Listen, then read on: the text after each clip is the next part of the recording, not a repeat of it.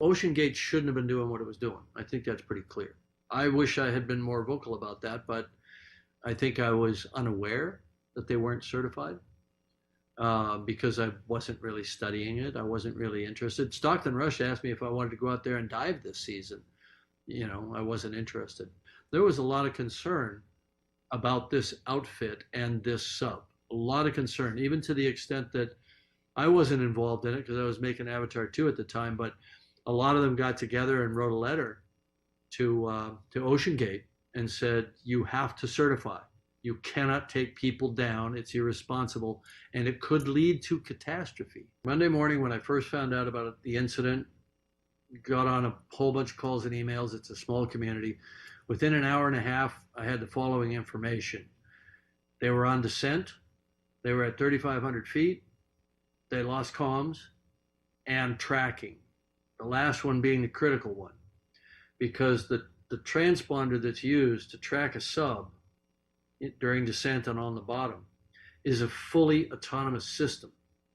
It's in its own pressure housing and it has its own battery power.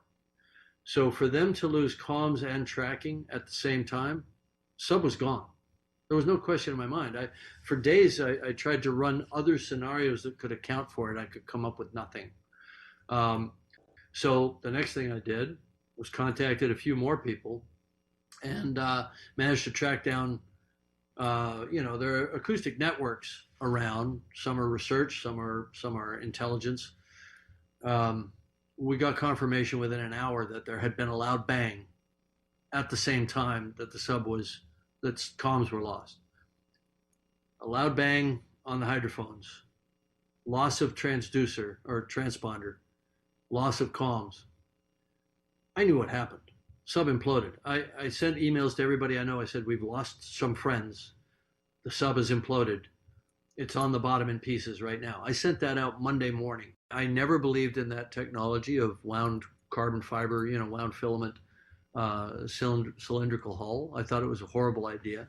I wish I'd spoken up, but I assumed somebody was smarter than me, because I'd never experimented with that technology, but it just sounded bad on its face because we make pressure hulls out of contiguous material: steel, titanium, ceramic, acrylic. And so you can model it, you can do finite element analysis of it, and you understand the yield properties, you understand the number of cycles that it can take.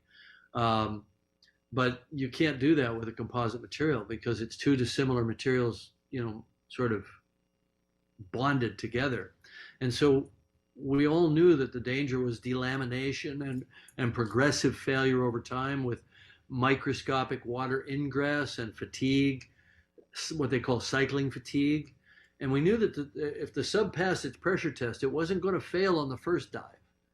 It might fail on dive 7, or I don't know what they're at, but it's going to fail over time, which is insidious. You don't get that with steel or with titanium.